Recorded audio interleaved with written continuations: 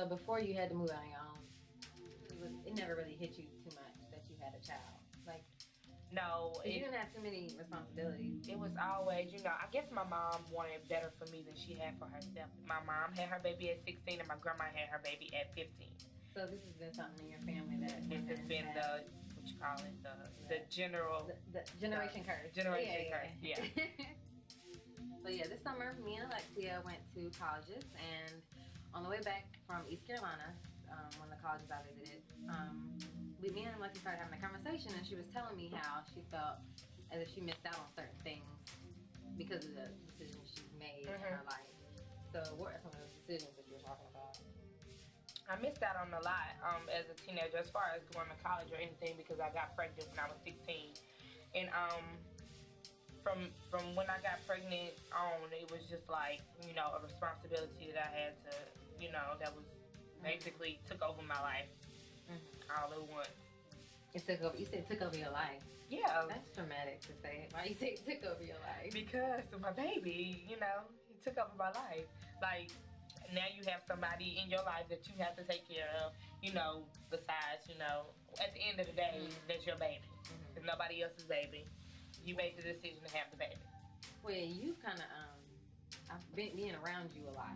I even tell my other friends this too. I say sometimes it's hard for me because I don't even grasp the concept sometimes. Because I say to you sometimes, I cannot believe you have a baby. And he's 4. So he's pretty old for you to be like 21 and have a 4-year-old.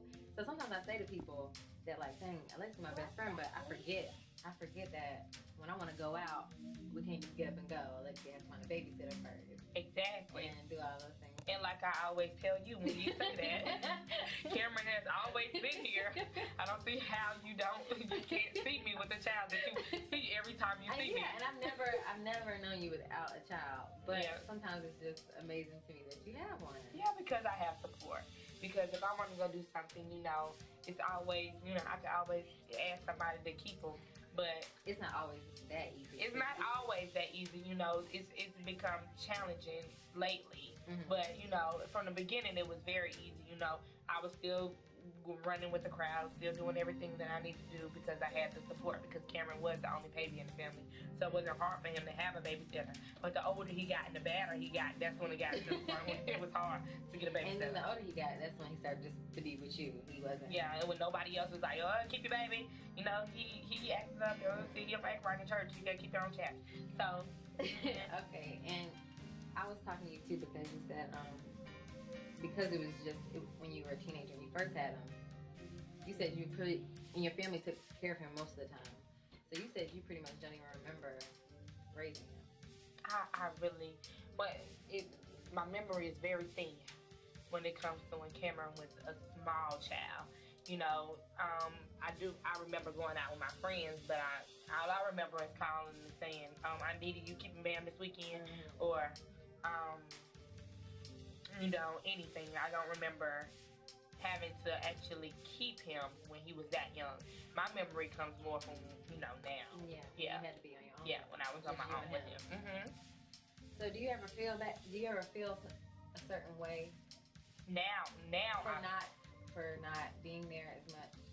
Now I feel a certain way, you know. Now I feel like, you know, maybe in his behavior sometimes and the things that he does for attention that, you know, I could have, you know, if I would have just started showing him attention from the beginning, he wouldn't have had to, you know, try to get it now or feel like, you know, he's... So people have said to you though that they feel like Bam may have thought that you was his sister. Yeah, because growing up it was more like, you know, y'all get him, you know, that's my brother, you know, because everybody always had him. But, you know, now we've developed, you know, who his mommy is. But, So, I mean, this may be a little bit over the top, but would you feel comfortable saying that really Bam didn't have either one of his parents when he was born? You were there. Yeah, he really did. He didn't have me or his daddy at all. Well, at all. Oh, child, he didn't have me or his daddy. I never thought about it like that. Yeah. Because if you feel like you weren't really, you start to say you can't even really remember changing diapers or him being a baby. Like, you barely remember those times. Yeah. Okay.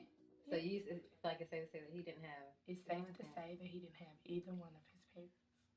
And you feel like the way he behaves now may be a reaction to him not getting attention from you? I really do think so. I really do think so. I think so too. Because I'm around him a lot, and I think so too. He always trying to do something. That's what a lot of... So, yeah, that make sure I don't make that next mistake. But now I'm trying to make up for lost times, you know.